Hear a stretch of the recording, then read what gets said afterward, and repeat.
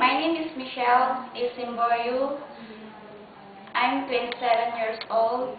I'm single. Why do you want to go in Hong Kong? Yes, madam, I'm willing to abroad in Hong Kong because I want to help my parents and I want to support my mother and father to earn money and I want to finish the house of my mother. Okay.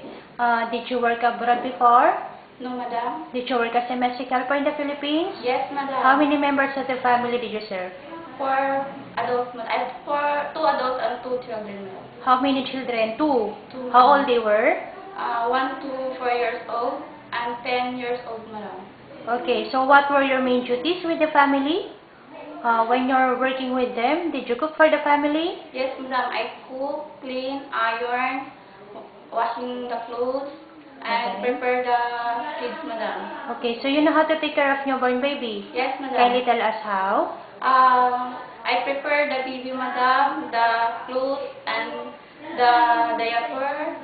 Then I check the baby, madam, if sleep or then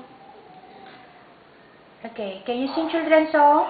A B C D E F G H I M G. Okay, do you know how to cook? Yes, madam. Can you follow recipe book? Yes, madam. What kind of recipe can you cook well? Noodles, spaghetti, fish, steamed fish. Okay, describe her personal character. Madam, I'm Saint Paul. Then I'm honest, Okay. hardworking. How can you say that you will be a good domestic helper? Will you follow the rules and regulation of your employer? Yes, madam, I follow my employer. And will you promise to finish the 2 years contract? Yes, madam, I will promise I finish the contract in 2 years, madam. Okay, thank you.